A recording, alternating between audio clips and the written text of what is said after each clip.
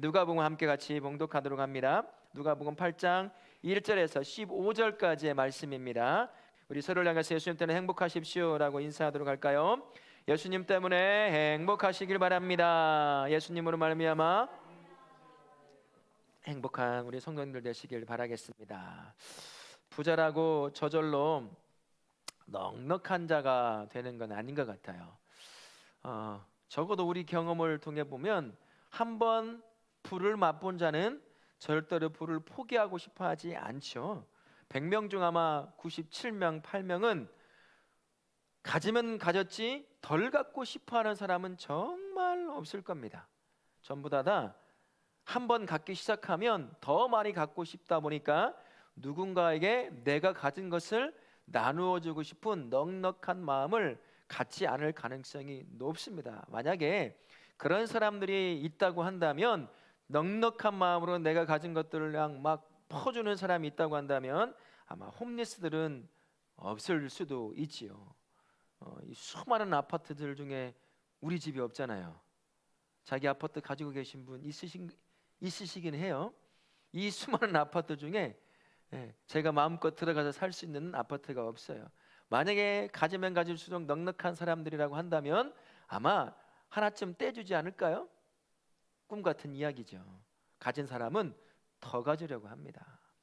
반대로 평생 고생스럽게 살며 조금씩 폐지를 모아 통장에 입금하고 모으고 10년, 20년 그렇게 모은 돈, 그게 때로는 1억이 되기도 하고 몇 천만 원이 되기도 하고, 그것들을 노후에 자기를 위해서 쓰는 사람이 아니라 그것을 누군가를 향해서 섬기는데 선뜻 내놓는 극히 일부의 사람들을 우리가 뉴스에서 아주 극히 한 번씩 볼 때가 있어요.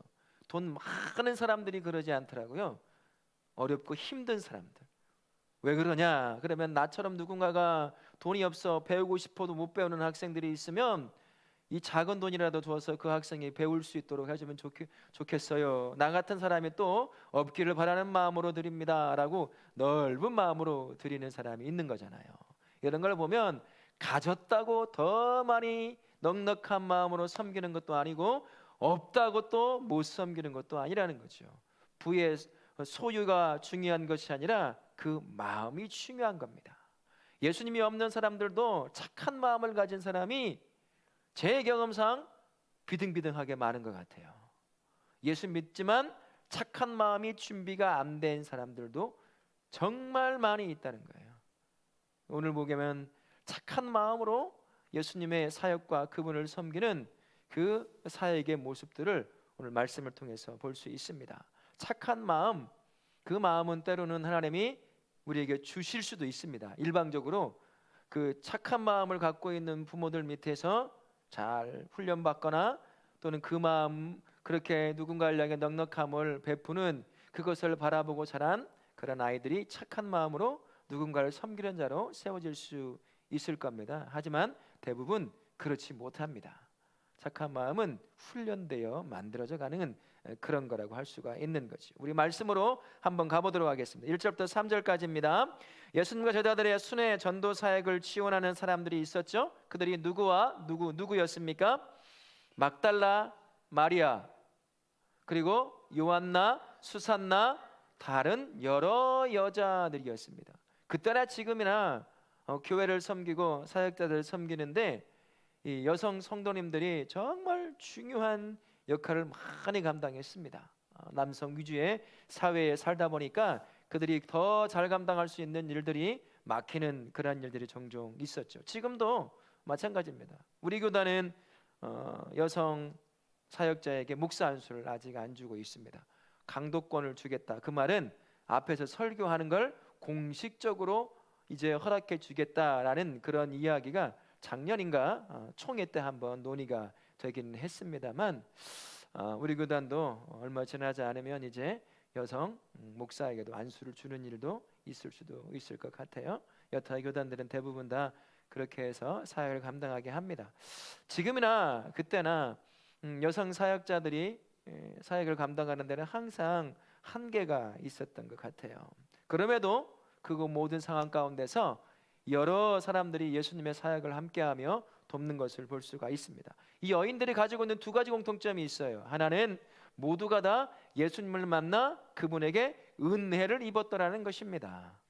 질병이 귀신 들렸던 것이 치료가 되기도 하고, 연약한 육신이 치료가 되기도 하고, 다양한 삶의 문제 가운데 있던 이들이 예수님을 만나 은혜를 누렸다라는 것이고요. 또 하나의 공통점은 이들이 예수님의 그 은혜를 품고 예수님과 함께하며 자기가 가지고 있는 것을 착한 선한 마음으로 내놓으며 예수님을 섬기고 제자들을 섬기고 사역에 필요한 일들을 위해서 그렇게 내놓으며 섬겼더라라는 것입니다. 이 중에 막달라 마리아도 있지만 요한나나 수산나 같은 사람들은 약간 사회적 지위가 있던 그러한 사람들이라고도 할 수가 있는 거죠. 그러니까 가진 사람, 없는 사람 모두가 다 그런 것과 상관없이 은혜를 입으니 예수님과 함께 동행하면서 가진 것을 가지고 그 예수님의 복음 사역을 위해 쓰는 것을 볼 수가 있다라는 거죠. 우리에게도 마찬가지입니다. 우리가 하나님의 은혜를 입었다고 한다면 우리가 그렇게 하나님의 사역의 여러 가지 모습으로 동참하여 섬기는 자로 세워져야 된다라는 것이죠. 그게 은혜를 입은 자가 살아가는 삶의 모습이라는 겁니다. 이 여인들 중에 눈에 띄는 여인 한 명이 있죠. 누굽니까? 막달라 마리아라고 하는 여인입니다. 이 여인이 예수님을 만나기 전에 어떤 상태에 있었습니까? 귀신 들린 자였어요. 비참하잖아요. 남자도 그런 상태에 놓이면 비참한데 그 당시의 여자라고 한다면 저주받은 인생처럼 가정에서부터 해서 쫓겨나기도 하고 굉장히 많은 어려움을 당하고 있었을 것이 어렵지 않게 상상해 볼 수가 있습니다. 그 여인이 인생에 살맛도 없고 즐거움도 없는 그 여인이 예수님을 만나 귀신에게서 자유함을 누렸어요. 그리고 사람들에게 부정한 자라고 찍혀있던 그 여인이 예수님 곁에서 예수님의 사역과 그분의 삶을 섬기는 자로 세워지는 것을 볼 수가 있습니다. 그 막달라 마리아의 모습 가운데 우리의 모습을 발견할 수 있죠. 우리도 한때는 부정한 자였습니다. 한때는 부정한 자였죠. 죄 가운데 살다가 영원한 지옥으로 갈 수밖에 없는 죄인이었습니다. 부정한 자들 중에 가장 부정한 자가 저와 우리였다는 거예요. 근데 예수님께서 일방적으로 우리를 사랑하셔서 찾아오셔서 우리를 구원해 내셨습니다.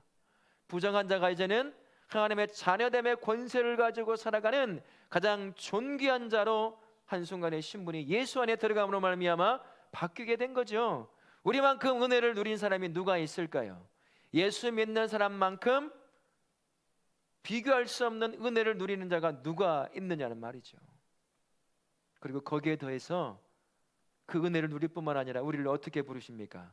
자녀됨의 권세를 주셔서 그 권세로 하나님의 사역을 감당하는 자로 우리를 세워 놓으셨어요. 하나님이 하시는 역사, 그 사역 우리가 필요할까요? 필요하지 않을까요? 우리 필요 없어요. 우리가 들어가면 하나님의 사역이 더 잘 이루어질까요? 막힐까요? 어떻게 그걸 잘하세요? 우리가 가서 하잖아요. 하나님의 사역이 100km로 다니던 것이 10km로 뚝 떨어져 버려요. 왜 그럴까요? 내 고집대로 하려고 하거든요. 얼마나 고집쓴지 몰라요. 하나님이 이끌어 막 오른쪽으로 끌고 가고 싶은데 우리는 어떻게 고집스럽게 어디로 갑니까? 왼쪽으로 자꾸 가려고. 이게 옳다고, 이게 옳다고. 그러니까 맡겨놨는데 하나님 말 뭐뭐 얼마나 답답할까요? 저로 가면 안 되는데 지가 옳다고 절로 가려고 해. 그래 때로는 허락하고 따라가봐. 가보니까 쫄딱 망하네. 이거 어떻게 해? 또 살려내야죠. 그러니 바로 그 다음날 해결될 것이 1년도 걸리고 10년도 걸리는 거예요. 그런데도 하나님은 우리를 구원하셔서 그 역사의 현장에 우리를 불러주시는 거예요. 왜 그렇겠어요? 이 부정한 자를 구원하시고 구원에 넘쳐서 살아가는 것도 어떻게 감당할지 모르는데 그 놀라운 하나님의 역사 안에 우리가 감당하는 자를 세워놓았단 말이죠. 왜 그렇겠어요? 우리에게 그 역사를 감당하는 자가 누릴 만한 은혜와 복을 주시기 위함이라는 거예요. 그러니 우리가 해야 될 일은 뭘까요? 뭐예요? 마리아와 막달라 마리아와 요한나와 수산나와 다른 여자들처럼 그 은혜에 감격해서 부르시면 내 마음에 안 들어도 어떻게 하면 돼요? 왜 이렇게 잘하세요? 근데 왜 이렇게 안 보여요? 순종의 자리에. 여전히 내가 고집세니까 그러는 거죠. 이래서 못해요, 저래서 못해요. 아, 좋은 건 알겠는데요 라고 말하며 이리 빠지고 저리 빠지고 그런다는 거예요. 우리가 은혜를 누렸다고 한다면 그 은혜도 그 은혜 받는 것도 어떻게 감당 못할 건데 그 역사의 현장에 우리를 불러 동역자를 세워놓으셨다는 거죠. 이 부정한 자를 그렇게 세워놓으셨어요. 그 은혜를 누리는 자라고 한다면 하나님이 부르신 곳이 어디든 그곳에 순종함으로 나아가 그 역사의 현장에 주인공처럼 세우시고자 하시는 그 하나님께 순종하여 세워져서 그렇게 세워진 자만이 누리는 은혜와 복을 누리는 사람이 누가 되어야 되겠습니까? 저와 우리 성도님들이죠. 눈 한번 크게 뜨실까요? 히터 좀 꺼주세요. 지금 눈이 막 천근만근인 것 같아요. 파카도 좀 벗으시고요. 그렇게 춥지 않습니다.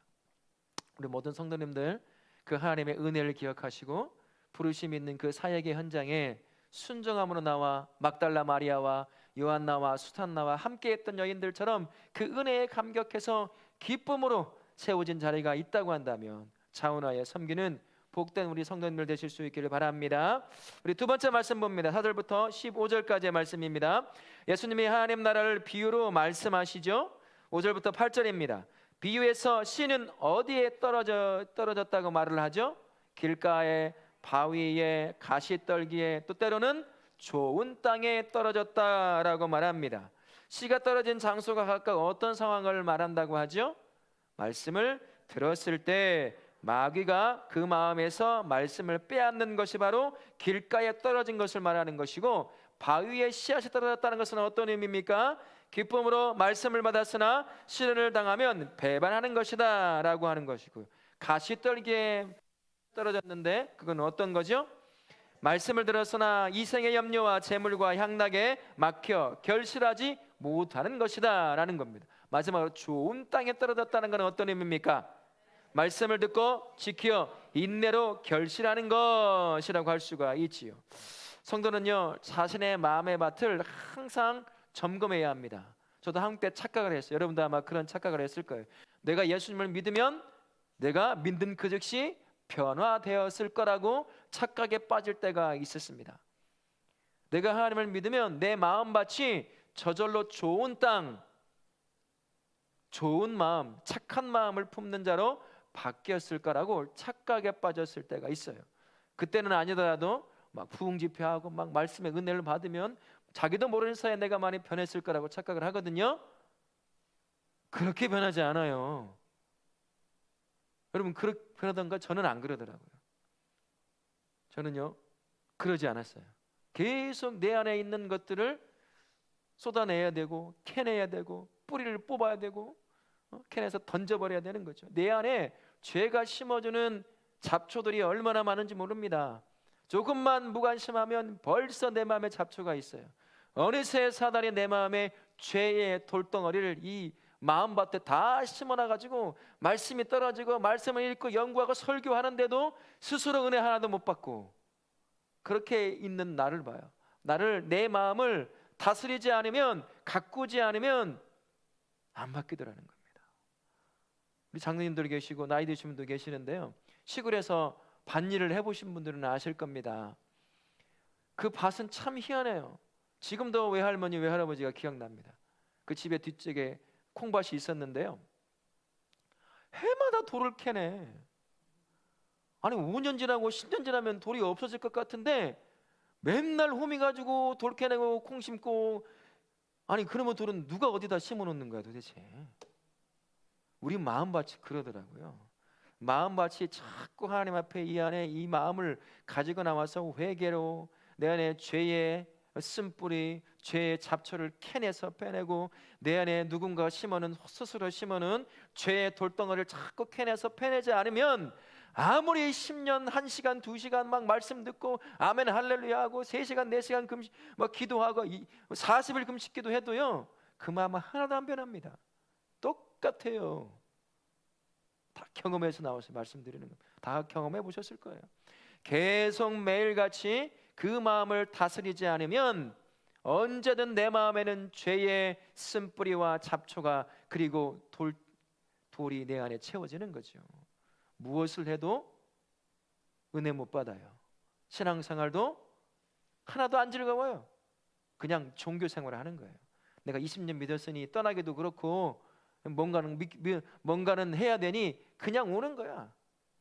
자꾸 마음을 바꿔야죠. 무언가를 섬겨도 마음을 다스리지 않으니까 좋은 마음으로, 착한 마음으로 못해요. 목사님이 하라고 하니까 그냥 마지못해 하는 거예요. 속은 이게 아닌데 저게 아닌데 왜 이렇게 하신다니, 어떠니, 이 좋은 말로, 좋은 마음으로 못해. 마음에 다스림이 없으니까 그런다라는 거죠. 성도는요, 항상 저절로 내 마음이 깨끗하고 좋은 밭으로, 좋은 마음으로 만들어질 거라는 착각을 벗어버려야 돼요. 버려야 됩니다. 가꿔야 되는 거지요. 그래서 씨가 뿌려졌다고 해서 저절로 씨가 그 안에 땅에 떨어져 열매 맺지 못합니다. 내 안에 잡초가 있고 돌이 있으면 여러분 안 자라요. 조금 자라다가 태양볕에 콩 타 죽어버려요. 순식간에. 물 아무리 뿌려도. 예? 그렇다는 거예요. 허리 쭉 펴시고 등 떼세요. 의자에서. 가꿔야 돼요. 내 마음을. 저절로 말씀이 떨어져서 그게 내 삶에서 열매를 맺을 거라는 착각을 버리셔야 됩니다. 말씀 듣고 여러분 은혜 얼마나 받으셔요? 제 설교 말고도 유튜브만 틀면 유명한 목사님들 설교 있잖아요. 은혜 받았어요. 몇 분이나 그 은혜가 여러분의 마음에 머물던가요? TV에서, 유튜브에서, 영상에서 등만 돌리면 머릿속에 사라지는 게 은혜 아니었습니까? 열매 못 맺어요. 내 마음이 잘 가꾸어지지 않으면 열매 맺을 수 없다는 겁니다. 매일같이 성경 읽고 묵상하고 연구하고 계속 손가락 꼽으면서 암송을 한다고 하더라도 스스로 마음을 다스리지 않으면 그 말씀이 내 삶에서 열매를 맺지 못한다라는 것입니다. 밭에는요, 돌과 잡초가 있듯이 내 마음의 밭에도 언제나 죄의, 욕심의 잡초와 돌이 항상 쌓인다는 것 기억하십시오. 그래서 자꾸 내 마음을 엉망으로 만들어놔요. 예배 드리는데도 즐겁지가 않고 편하지도 않아요. 기도하는 것도 마지못해 하죠. 속은 항상 엉망으로 되어 있는 겁니다. 그걸 가지고 하나님 앞에 가지고 가야 돼요. 그러면 하나님께서 내 마음에 어떤 돌이 들어가 있는지, 내 마음에 어떤 잡초가 깊이 뿌리 박혀 있는지, 무슨 쓴뿌리가 남아 있는지 깨닫게 하시는 거죠. 뽑아주면 좋겠어요. 근데 하나님 안 뽑아주시더라고요. 누가 뽑게 하는 줄 아세요? 내가 뽑게 해요. 회개하게 하고 내려놓게 하고 포기하게 합니다. 근데 그게 평생 가요. 오늘 잘 뽑았다고 내일 열매 많이 맺을 것 같죠? 저는 안 그러더라고요. 내일 또 무너져. 캐냈는데 돌이 또 있어. 이놈의 돌은 더 커진 돌이 있는 것 같아. 그렇다는 거예요. 매일같이 그렇게 마음을 다스리지 않으면 아무리 말씀의 씨앗이 그 안에 떨어져도 순식간에 말라버리고 순식간에 새가 와서 뭐 가져가고 뭔가 나는 것 같은데 조금만 문제 있으면 이리 흔들리고 저리 흔들리고 막 뒤집어져. 있네 없네 사랑하네 안 하네 그렇게 된다는 거죠. 마음을 다스려야 한다는 겁니다. 가꿔야 하는 거예요. 하나님 앞에 가지고 가서 계속 가꿀 때 그제서야 겨우 그날 살 수 있는 마음밭이 준비가 되는 거죠. 기도와 말씀의 자리를 그래서 사모할 수밖에 없는 겁니다. 그렇게 말씀을 들으면 마음의 준비가 어느 정도 되잖아요. 그러면 대충 떨어지는 말씀이라도 어느한 단어로 어느한 문장으로 전해지는 말씀이라도 은혜 받을 때가 있어요. 그게 인생을 뒤집어 엎을 때도 있다는 겁니다.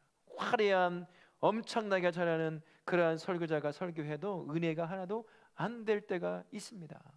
설교 잘하네 이 말밖에 안 나올 때가 있어요. 그런데 누가 들어도 저게 뭔 말이다냐, 앞뒤도 안 맞는 것 같고 논리적으로도 안 맞는 것 같은데 은혜가 될 때도 있는 거예요. 그럼 마음밭이 준비가 된 거죠. 그러니까 떨어지니까 열매를 맺는 겁니다. 작은 것이라도. 저도 그렇고 우리 모든 성도님들 마음밭을 다스림으로 말미암아 그 마음밭에 떨어지는 하나님의 말씀이 열매를 맺게 하는 그 마음밭을 준비하실 수 있기를 바랍니다. 그냥 되지 않는다는 것 기억하십시오. 마음밭을 이해할 때 한 가지 이런 게 있어요. 삶을 살다 보면 만나는 수많은 아픔들이 있습니다. 이게 아픔을 겪다 보면 그때그때 잘 이겨내가고 그러면 좋겠지만, 때로는 연속적으로 삶의 문제들이 드러나기 시작하고 내 삶을 무너뜨리는 경험들이 많아지면 사람들의 마음이 보통 어떻게 될까요? 삶의 문제를 자꾸 만나요. 그 마음이 어떻게 되겠어요? 마음이 때로는 강팍해지기도 하고 상처투성이가 되어서 스스로를 숨기고 도망치는 그러한 삶이 될 수도 있습니다. 그러다 보니까 좋은 밭이 안 될 가능성이 높아요.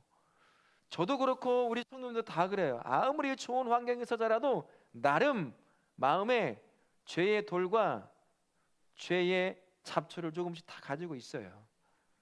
우리는 연약합니다. 다 죄인들이에요. 아무리 행복한 가정에 자라도 나름의 상처가 다 있고 나름의 아픔들을 다 품고 자란다는 겁니다. 그러다 보니 때로는 좋은 마음의 밭이 준비가 안 될 때도 있어요.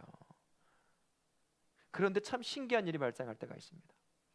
이 삶의 문제가 내 마음의 밭을 엉망으로 만들 때도 있지만, 이 삶의 문제가 나로 하여금 하나님 앞에 나아가게 만드는, 그래서 좋은 밭을 준비하는 통로가 될 때도 있어요. 저도 그렇고 여기 중에 모태신앙이 아니라고 한다면 그런 삶의 경험들이 있었을 겁니다. 삶의 문제가 없었으면 예수의 옛자도 한 번도 들어보지도 않고 관심도 없었을 분들이 여기에 있어요. 손 한번 안 들어도 돼요. 다 있어요. 그 문제 없었으면 예수님 찾지도 않았겠죠.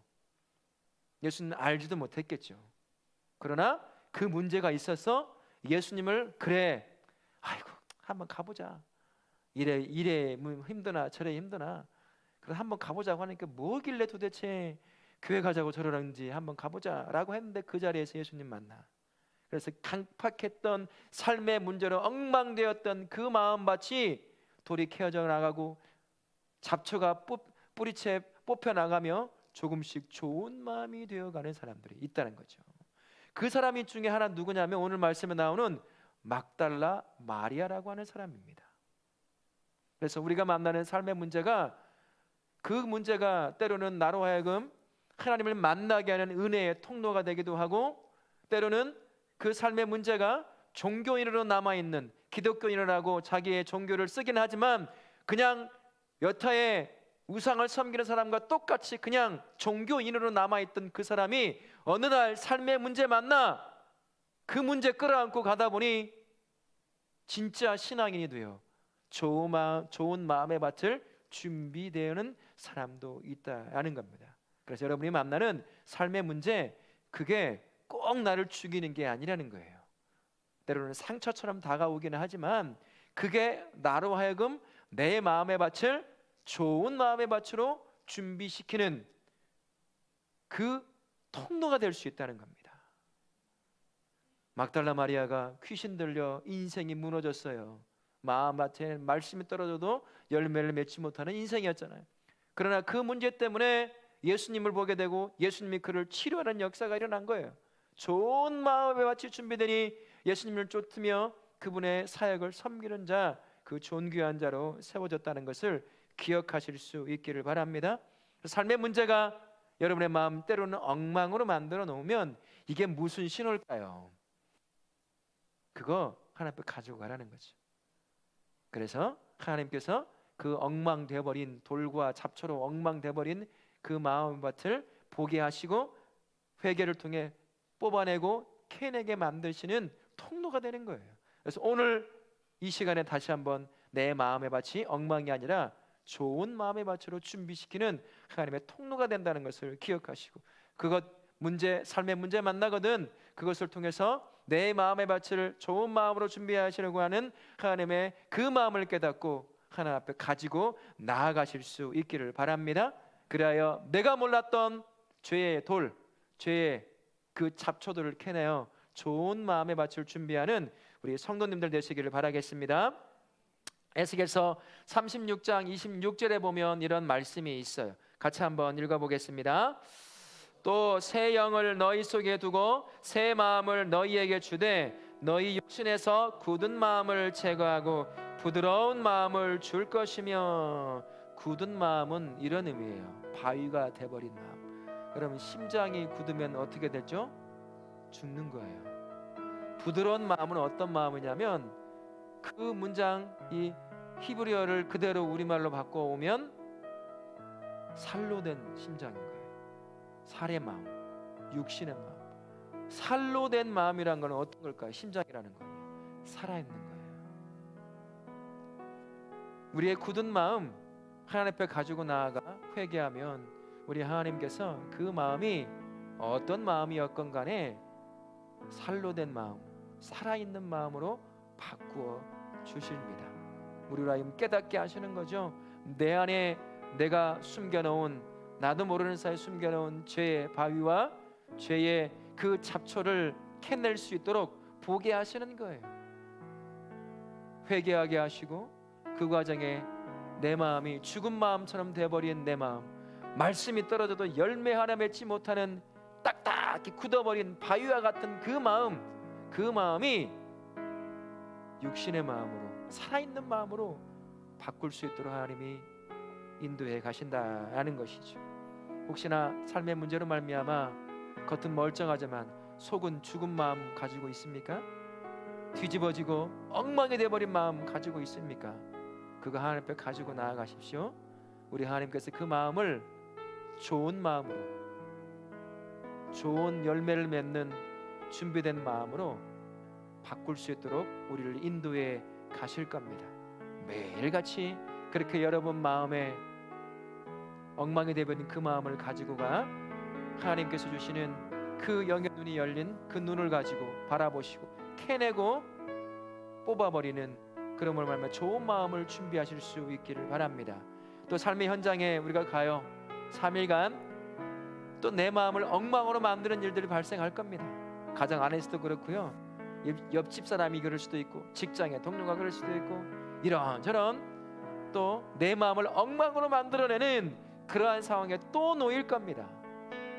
그러면 그걸 내버려 두면 안 되죠. 그걸 그대로 가지고 와야죠. 보게 하시는 하나님, 보고 캐내고 뽑아내도록 인도하시는 하나님께 가지고 오면 그 엉망된 마음 좋은 마음으로, 열매 맺는 마음으로 바꾸어 내실 겁니다. 저도 그렇고 우리 모든 성도님들 엉망된 그 마음을 하나님 앞에 가지고 나아감으로 말미암아 주께서 보시게 하시는 그것을 통해, 그 눈을 통해 보고 내 안에 죄의 돌과 잡초처럼 죄의 잡초가 있으면 뽑아내버리는 그런 삶을 통해서 좋은 마음을 매일같이 가꾸시는 우리 성도님들 되시기를 예수님의 이름으로 축원합니다. 아멘.